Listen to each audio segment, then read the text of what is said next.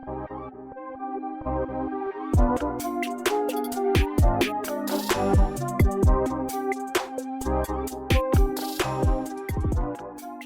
it going, everyone? Welcome back to Apartment 40. I'm your host, as always, Peter Rocha. Today, my guest has been a teacher for the past 30 years, basketball coach for the past 28, and a minister here in the local area. Please welcome to the show, Gary Greeno. How's it going? Hey, what's up, Peter? Thanks for having me, man. I'm excited for this. Yeah, fantastic. Thanks for coming on. Let's get into this.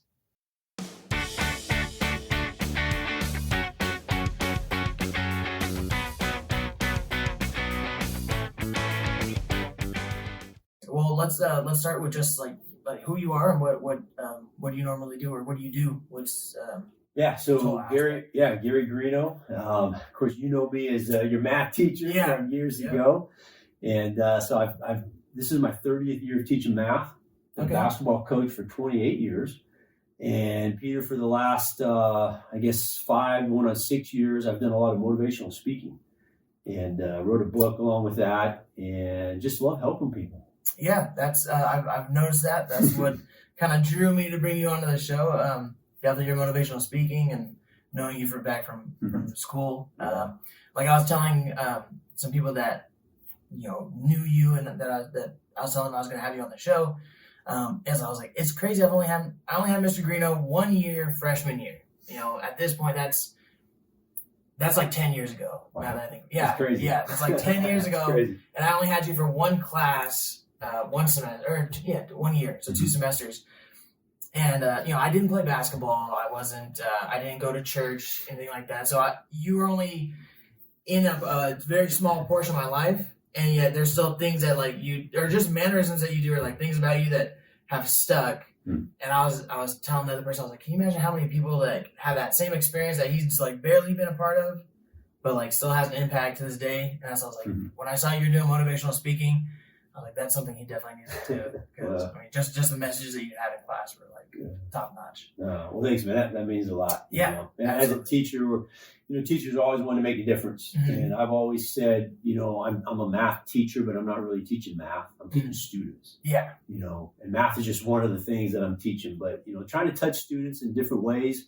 And like you said, you're only with them for a small, short amount of time. Yeah. But, just want to do everything you can, as a teacher to reach kids. Yeah. What's your favorite part about teaching? Because I know kind of every aspect of what you're doing in ministry, teaching, coaching is a form of leadership. What's your favorite part of doing that? Well, definitely the relationships, especially with teaching. I love the relationships that I've developed. I mean, look here, we are 10 years later. Yeah. And, you wanted to bring me back. Exactly, we haven't really kept in touch, but you remembered me. That's cool. It's really cool. And I love developing the relationship with kids when they're young, but then it's really when they get older. Same thing with my players. We have a certain relationship when they're playing for me or when you're in my math class, but then to see them be successful 5-10 years after that and be a part of their lives, then that's really what it's all about. Yeah. And just looking at it and going, okay, maybe I had a small part in that. Maybe I was able to help in some small way. Yeah. That's why I do what I do. That's good. That's good. Yep. I'm sure it makes you feel a little bit older each time. Oh my gosh, Peter, man, I'm getting so old. The more students that come through or players that come through. Yeah.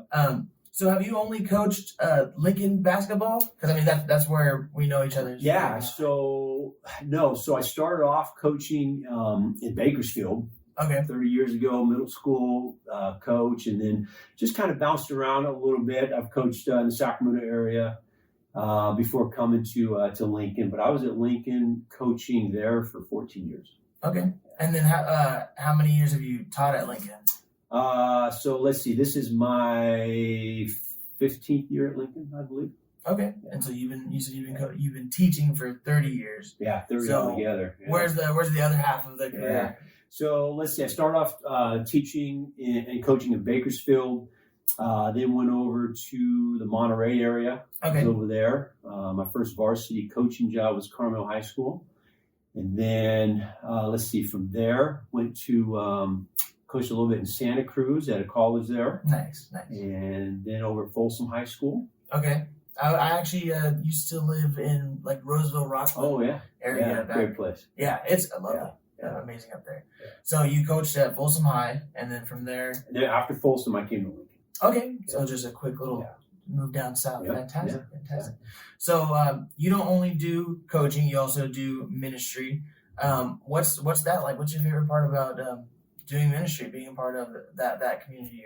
Your service? Yeah. So, ministry is something that means a lot to me, and just my faith is really important. Mm-hmm. I've been a part of the church that I'm at for 17 years, same church my wife grew up in. And so just being able to impact people on the spiritual side is really important. So I've done a lot of preaching, a lot of teaching. I was actually the interim pastor for almost a year when we were in between pastors. So I got to experience that a little bit. Okay. But yeah, so faith is important, and we're on this earth for a period of time, and then we're not, and then we're going to one or two places after. Yeah. So I'm trying to just help as many people as possible make it to heaven and have a great life on earth, before then, and so that's the ministry. Between ministry, teaching, coaching, and now your motivational speaking, has there ever been a time where the four of those have come into conflict with each other? And like when they do, where do you go? Where do you find yourself drawn most to? Well, I wear different hats at different times. Mm-hmm. And so I really had to focus on whatever I'm doing in the moment and give all my attention to that one thing. Mm-hmm. So during the school day from 7 o'clock till 2:30, I'm all teacher. I'm math teacher. This is what I'm doing. When I was coaching, then when the bell rang for the last period, I'm in the gym. I'm all coaching. Yeah. That's all I'm doing. And then, for example, when I was pastoring as well, I'd get up really early, about 3:30, 4 in the morning. And from about 4 till 6:30, I was working on church stuff and ministry stuff. And that was what I was doing at that moment. Yeah. So I've learned to really be laser focused in the moment with what I'm doing at that moment. And it's crazy because it's so easy to get overwhelmed. Yeah. And I remember when I was, that one summer, I was running a basketball camp. And so we had like 100 kids in the camp. And the camp's always a big deal. It takes a lot of time. Yeah. And I remember at the same time, I was thinking, okay, I got to have a sermon ready for next Sunday. Yeah. And it was just kind of nuts, but I just had to focus and say, okay, right now, this is what I'm doing. So this gets all my attention. Yeah. I'm not going to worry about everything else at that moment. That's what I was going to ask. I was going to ask as a kind of like a follow-up question to that. Would be you being a motivational speaker, you being somebody who's always in, kind of a leadership role. Like you said, obviously it can get draining, it can get tiring. What does a motivational speaker do? What does a leader do to motivate himself to get you out of that? Yeah. Well, for one thing, you got to be intentional. And I'm a motivational speaker. I speak to groups and professional groups and businesses and schools, and so I try to fire people up. I try to help motivate people to be the best they can be. But at the same time, I'm still human. Yeah. I'm not at this super high level of motivation all the time. Mm-hmm. I think we all have moments when we're dragging a little bit. Yeah. And so for me, I keep motivated because I set a certain amount of time in the mornings to really fire myself up. I do a lot of reading, a lot of writing, spend a lot of time, investing in myself. Because that's just what fires me up. Yeah. And listening to podcasts, listen to other people speak.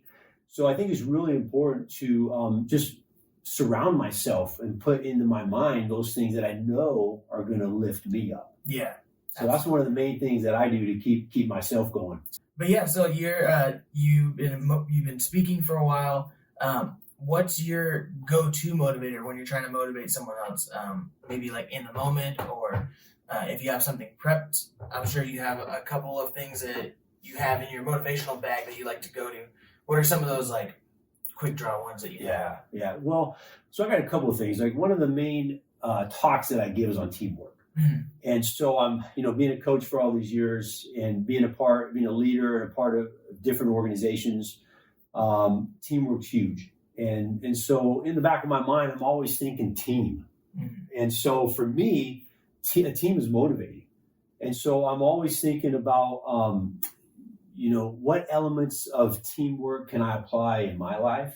Because we're all part of different teams. Yeah. Right? I mean, even your podcast is a team. You're telling about other people you have helping you. And as you grow and evolve, you're going to have more people on your team. Yep. Right? I mean, family life is a team.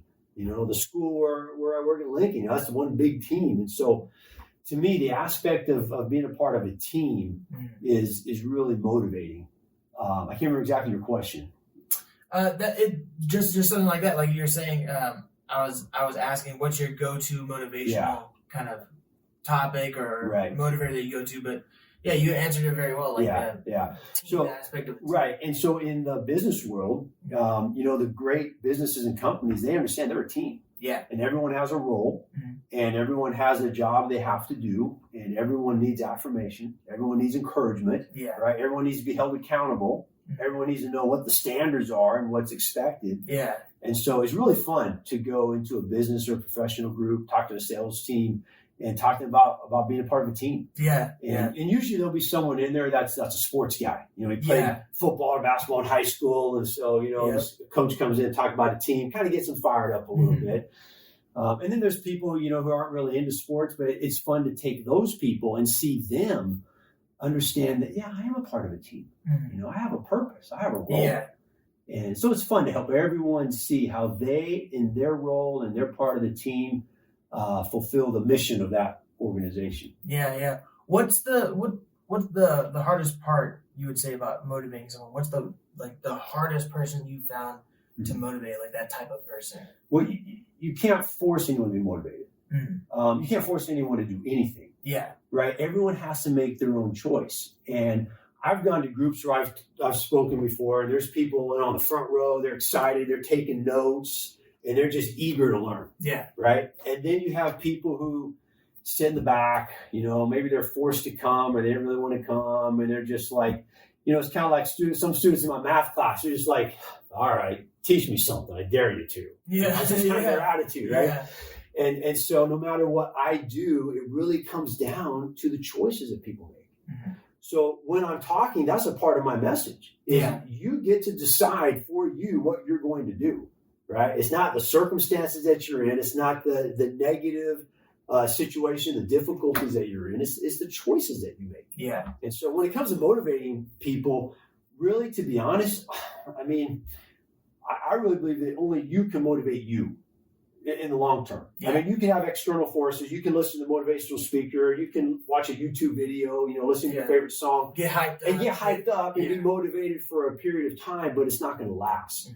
So true motivation is that intrinsic motivation that's just deep down, and you just keep grinding. Yeah. You just grind. You just stay with it. Just make it happen, basically. Right. Yeah. Right. But you have to put yourself in positions, and I really believe that you can prime yourself, and you can have an environment around you that will be conducive to you being motivated. And when I talk about being motivated, we're talking about just being the best you possible, right? I mean, because if you're really motivated, you're doing those things that you need to be doing. You're living your life at the highest level possible.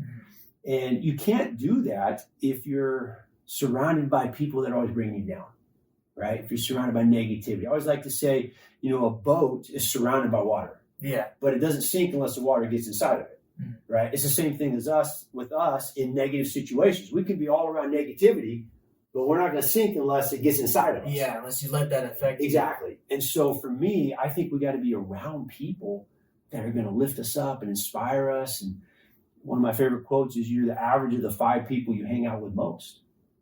Right. And so when I ask that question, then a follow-up question is, well, what's your average? Who are you hanging out with? Yeah. Because you're going to be average of those people. And that's true in every area of life. For students, if you want to get good grades, well, you got to hang around people that get good grades. Yeah. Because then you're going to have their habits, their conversations, their lifestyle. If you want to be super fit and in shape, well, you need to hang around people that are super fit and in shape, right? Because you're going to evolve and be like them. Yeah. So when it comes to motivation, when it comes to any kind of change in your life, anything you want to be that's different, a huge key is being around people that already have what you want to have. Yeah. Again, like you said, like a team. Being around a team. Yeah, that's your team. Yep. Fantastic. tying it back, you mentioned the student, the student that was like, "Oh, I dare you to teach me something." Yeah. That was actually me. Oh, really? Yeah. Oh, yeah. When I was in school, I did not want to learn. I didn't understand why I had to learn all this math and just different things. I was not a great student. Mm-hmm. So I could relate to the student that comes in with a little bit of a chip on his shoulder. Mm-hmm. How do you feel about that, having that same history, that same background of being a student that didn't want to be at school or was struggling at school? Because like I was telling you earlier, I listened to you when you were on your other podcast. You were saying that you actually struggled in school, mm-hmm. That you actually didn't really want to become a math teacher. What was that again? Why? Well, I want to be a coach. I want to be a coach and a teacher. Mm-hmm. I didn't really want to be a math teacher, but I knew I wanted to coach, and I wanted to be in education. I wanted to be a PE teacher. But my college advisor said, if all you can do is teach PE, you'll have a hard time getting a job. Because everyone wants to teach PE. Yeah. Right? And I said, okay, well, what should I teach? He goes, well, if you really want to always be able to get a job, teach math. Yeah. And I'm like, what? You got to be kidding me. But the more I thought about it, I was like, he said science too. Science is a big one. I didn't really care for science. And, I definitely didn't want to do like English or history or something like that. So I thought, well, if it's going to help me get a job. And I thought, well, math is like cut and dry. Yeah. Right? Yeah. 2 + 2 is always 4. Yeah. Doesn't matter how you feel on that day. Yeah. Right? It's like, okay, so maybe I can learn this. And so, so I worked really hard, decided to be a math teacher, struggled all through college. I'll never forget, I went into, I had to take math classes just to get into the math program. Like I had to take all these remedial classes. Oh, like algebra. Right, yeah, all the basics just to start taking the regular college level math classes to be a math teacher, right? So I got to calculus, and I had to take 3 semesters of calculus. Mm-hmm. Calc 1, Calc 2, Calc 3. And I was just shaking in my boots. I had no idea how I was going to pass calculus. And when I got to college, I learned that I did have to work hard. And I was a hard worker. Yeah. I was definitely a hard worker, but I just didn't get it. Mm-hmm. The concepts were just like going over my head. So I go into this first calculus class, and I'm sitting on the front row. I'm taking notes. I'm trying really hard, right? We have our first test. Mm-hmm. I'm kind of excited because I've been working my butt off. Yeah. And I'm like, man, I'm going to get this. Yeah. And so we take the test, then we leave. The next day we come back, and professor's passing out the test. I'm a little nervous but excited. And she passes out the test. My buddy next to me gets his test, right? He got 97%. Sweet. Yeah. And he sat there. He never took any notes. He just sat back there and just kind of watched the whole time, just watched her teach. Didn't write anything down. And I thought, okay, well, he gets 97%. I definitely got this. So I get my test back. You know what it was? 33%. Yeah. I totally bombed it, man. 33%. That's the most ironic, like a math teacher. Oh, it was awful. Failing your math class. Yeah, and then I'm thinking, okay, I want to be a math teacher. Yeah. And I got to take 2 more semesters of calculus after this. And the first test, I get a 33%. I'm like, man, I don't know how I'm going to do this. And I was really like devastated. I was like, man, I don't know if I'm going to be able to do this. And as I've learned throughout life, life is full of disappointments, right? Yeah. And for me, my natural cycle is to, first of all, when there's a huge disappointment, is to be a little bit crushed, maybe a lot crushed. Yeah. Maybe a little bit whiny, and just like, poor me, what am I going to do? But then I always get to this point where I'm like, okay, I'm going to figure this out. Yeah. Okay, well, we're going to get this. Have your little minute. Yeah, exactly. It was the same thing with basketball. We'd have an awful loss for about 12 to 18 hours. I was just crying and just moaning and just so upset. But then you get to that point where it's like, okay, we're going to figure this out. Let's regroup. Let's figure out the game plan. Mm-hmm. So to finish the calculus story, so I just figured out that what I had to do was go to that professor's office hours every single day. Yep. And so after class, we go to lunch, and then she had her office hours. And every single day during her office hours, starting at 1 o'clock, guess where Gary Greeno was? I was right there. I can still see her. I was there out before 1 waiting for her, and I can still see her coming around this corner, walking down this long hallway. And I just know what was going through her mind.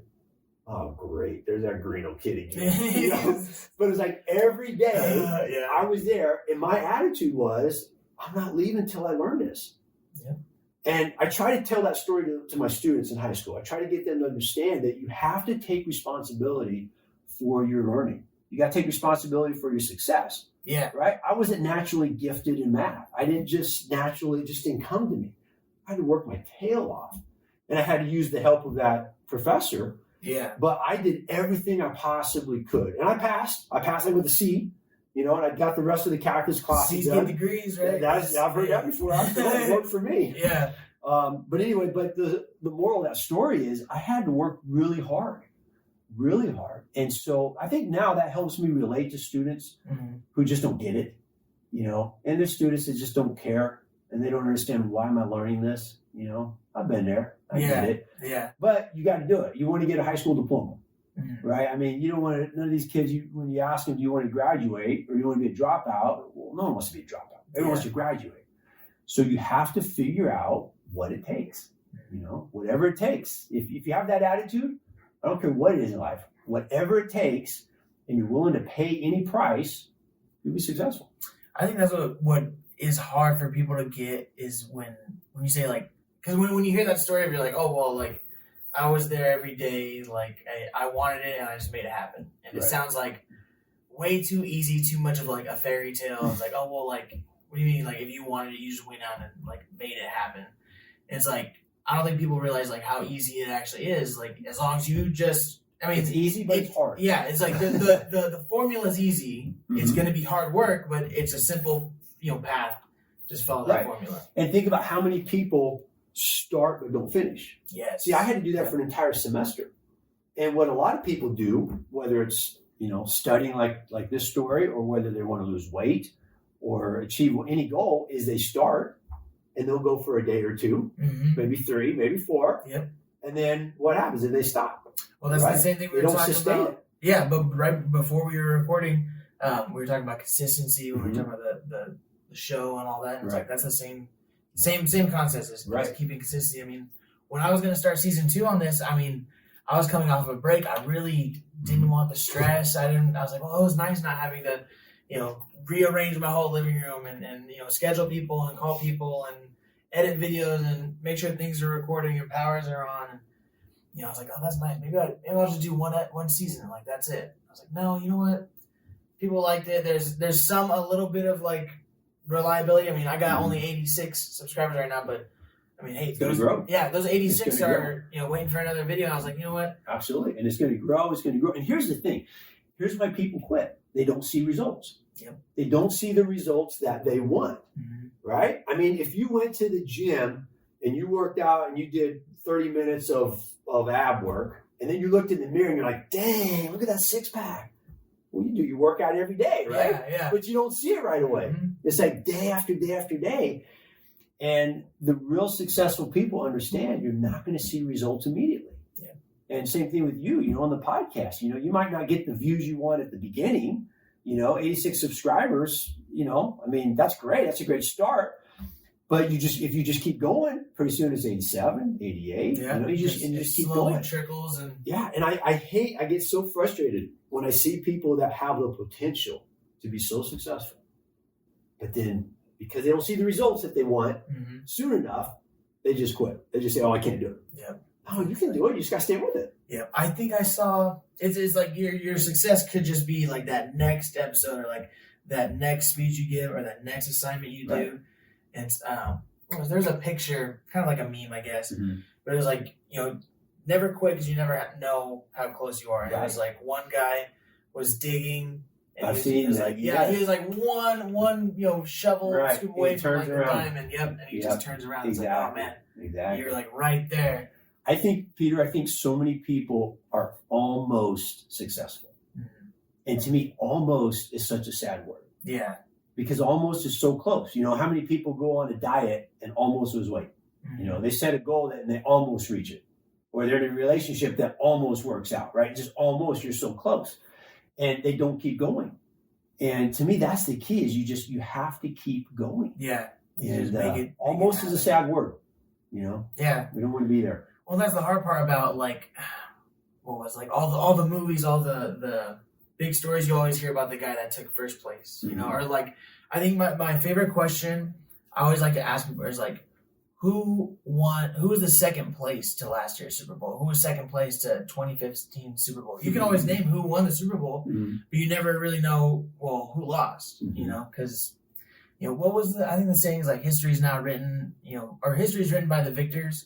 And it's like, well, if you want to be one of those victors, then make it happen, grind through and see your goals throughout the end. And, when you're sitting here talking, saying your what you have to say, just here, I reflect on myself and like things that I need to do that I'm like, wow, you know what? Right. When you're saying following through, I was so close to not doing season 2 and just like, right. Well, but then, you got to do it. Yeah. I was like, well, just. You got to, and see, here's the thing. You get around 1 or 2 people that encourage you, or just even one person that says, oh, I saw that show. It was so good. Like, what's that do to you? Yeah. You're like, it fires me up. Okay, I got to go. I got to keep going. Right? And so, again, going back to like, what's it take to be successful? What's it take to be motivated? Well, you got to be self-motivated, understanding that there is someone out there that likes your show. You just didn't hear him. Or there is somebody out there that notices. But can you keep going even when you don't hear those applause, right? When you don't know that they're out there, you got to keep going. To me, it comes down to discipline. And I always have this saying. In fact, I think I have it on my classroom wall. Or I know I have it now. I probably had it when you were there. But discipline is doing what you have to do, when you have to do it, whether you feel like it or not.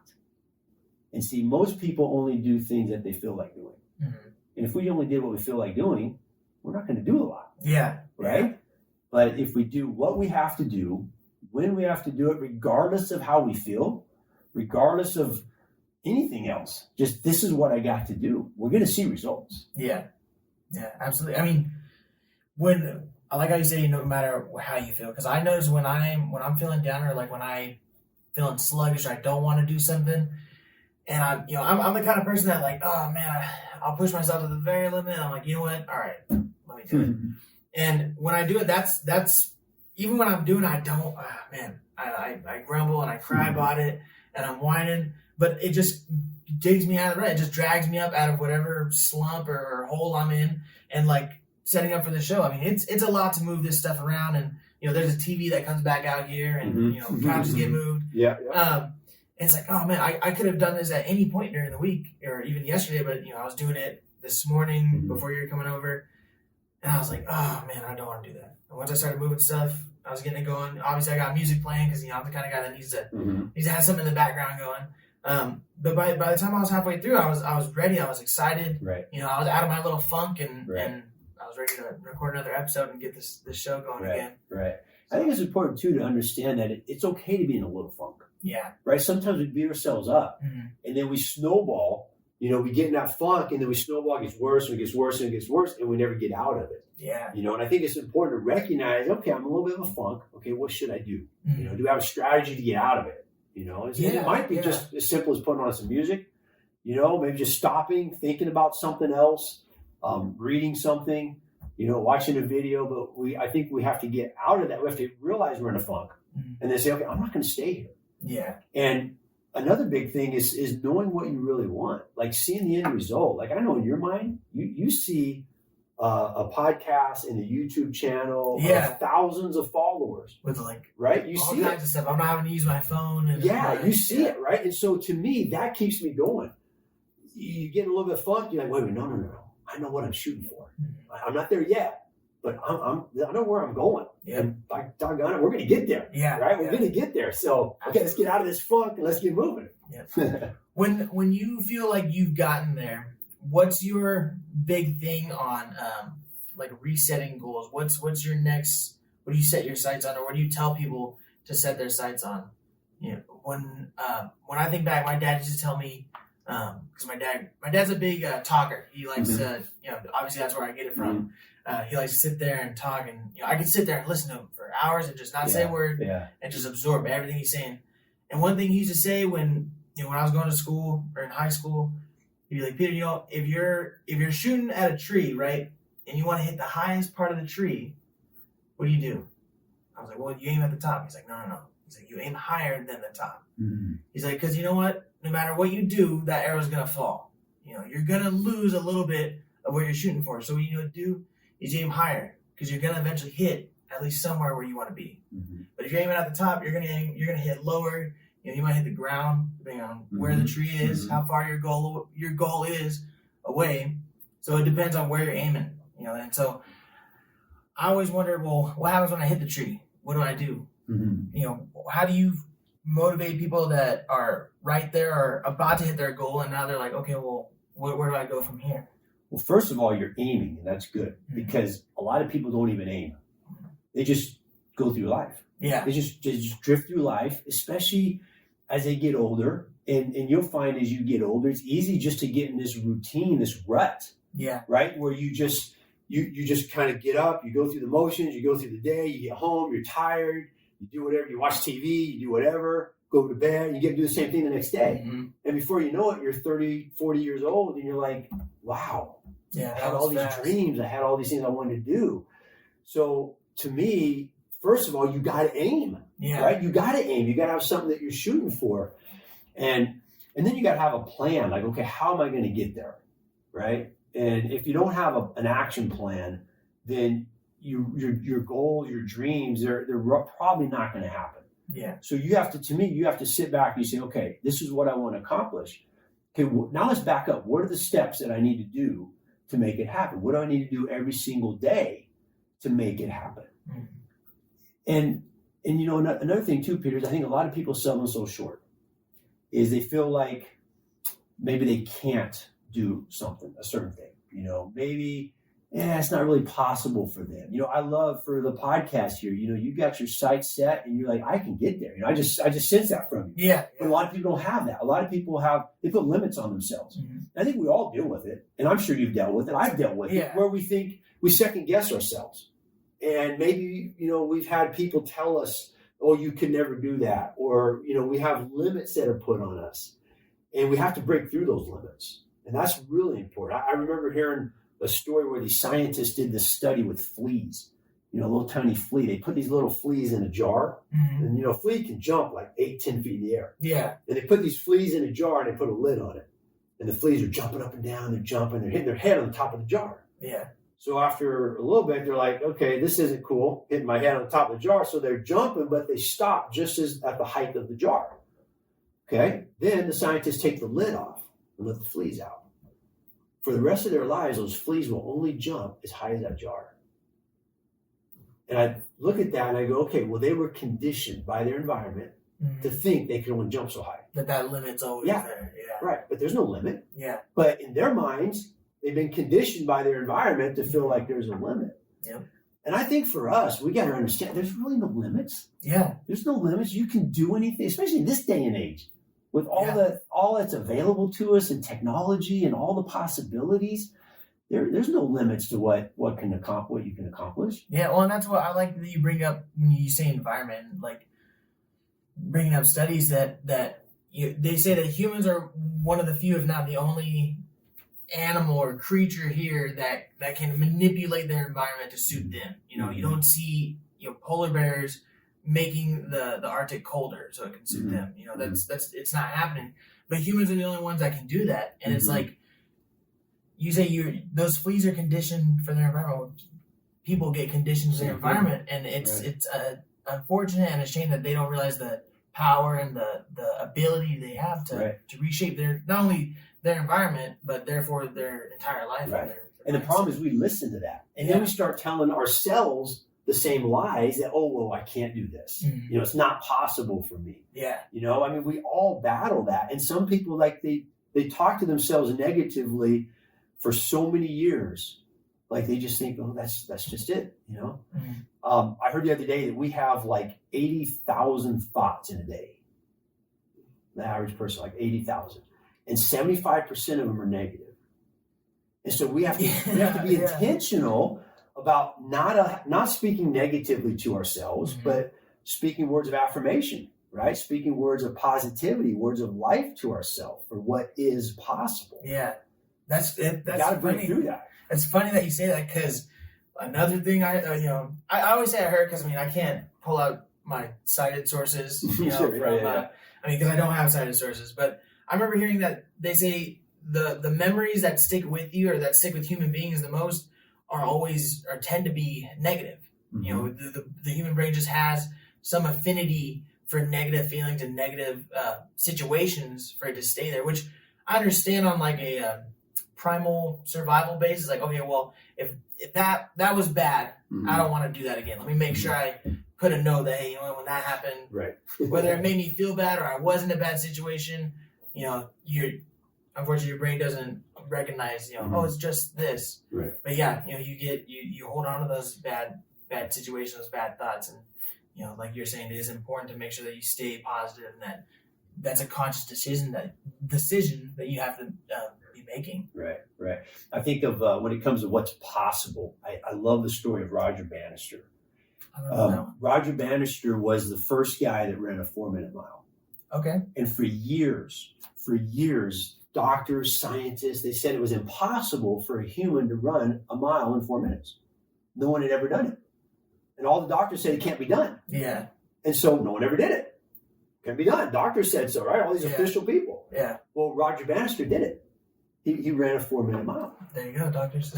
What's crazy is in the year that followed, hundreds of people. In fact, since Roger Bannister ran the first 4-minute mile, over 20,000 people have run a 4-minute mile, including high school kids. It's a lot so more. What changed? One person did it. One person said it's possible. And again, it just goes to show that we condition ourselves. We just say, oh, it's not possible. Not for me. Maybe for that guy. It's not possible. But sometimes we just need one little spark. And many times it's got to come from inside. It is possible. Yeah. I can do it. Yeah. It's crazy, those environmental limits that we talk about. Because like I was telling you, I work on the freeway at nights. You know, I do freeway construction. And there's a lot of times where I'm sitting out there at night, you know, where we take a lane or two. So we're kind of hanging out in the middle of the freeway. Where I'm like, the real only thing that's preventing, you know, this 3,000 to 8,000 pound vehicle from just ruining our night is a couple lines on the ground that are painted and maybe like 100 10-pound cones, you know, spaced out every 100 to 150 feet. You know, it's like I have to trust those people that their environmental conditions are working, so they stay there, and so it's fascinating how small little things that aren't really there allow us to be conditioned. And luckily, you know, we can do that so that I can stay safe on the road and those lines, people follow those lines. But little things, tiny little things, you know, keep you in your bubble, you know, your limits. Yeah. All right. Well, on a little more funnier note, what's some stories you have from teaching that maybe you've had some disruptive students or some interesting stories back from you when you were a student? You know, I know you said you struggled in college. Yeah. Oh man. I struggled. You know, I don't know about anything too interesting from when I was in school, but you know, as a teacher, you just always deal with different things. You know, I can't think of anything necessarily that would stand out. Maybe the biggest thing is just kids falling asleep. I fell asleep. I remember I had a teacher threw an eraser at me, you know, waking me up. Just nothing to. What's your favorite kind of way? You know, that's the extent of your disruptive classes, which I mean, great if that's the extent of what you have to deal with. Because I know I wasn't like the best student to some of my teachers. You were awesome, so I never gave you any trouble. But like, what's your favorite way of waking up your students? Well, you know, I mean, classroom management is a huge deal. And especially in high school. You know, you got kids that are 14 to 18 years old, and a lot of them don't want to be there. A lot of them don't care as much as you wish they would. And so managing your class is always, to me, it's the top priority. Because if you can't manage the class, you can't teach. Right? And a lot of new teachers don't get that. They come in with great lesson plans and all these ideas, which are awesome. But if you're not able to keep your class under control and have a culture and an environment for learning, those great lessons don't mean much. So anyway, so for me, and just, you know, whether it's, you know, kids not paying attention, sleeping, talking, whatever, it's just an ongoing, it's a battle. And you can't be a high school teacher without kind of enjoying it in a way. I mean, sometimes it takes its toll. But what I love seeing, Peter, is progress. I love seeing my class at the beginning of the year making progress to the end of the year. They make progress academically, right, and what they're learning. They make progress in their maturity. in what they do and maybe the way they act and then how that changes to the end of the year. And it goes back to relationships. I think the biggest tool that a teacher has is to develop a relationship. And the way you do that is just by letting kids know you care. I'm sure you've had teachers. I think of teachers that were just all business. Yeah. And I'm all business a lot of the time. When it's time to teach, it's time to teach. Yeah. But at the same time, you have to understand, hey, they got a life outside of my classroom, right? So I try to ask them about, their sports or things going on at home or, if they got a job or different things like that. And I think when a student sees a teacher cares about them beyond them just being a student, I think a lot of kids go, oh, interesting. Yeah. Okay. Well, maybe this guy's not so bad after all. Yeah. That's the other thing. I haven't really said I've been saying Mr. Greeno. Does that work or Coach Greeno, Gary Greeno? Whatever you want, Peter. Okay, whatever you want. I'll just tell you this real quick. When I was in high school, my coach, I love the guy. Bob Spaney was his name. And years after I was graduated and an adult, I went to see him. And I'm walking up to his house, right? And I have my wife with me. And I'm thinking to myself, you know what? I'm going to call him Bob. I'm an adult. He's an adult. Yeah. I've always known him as Coach. I'm going to call him Bob. So I knock on the door. His wife opens the door. And she's like, oh, honey, look who's here. And so we walk in. And I'm like, all geared up. I'm going to say hi, Bob, right? And I go, hi, Coach. I just couldn't do it.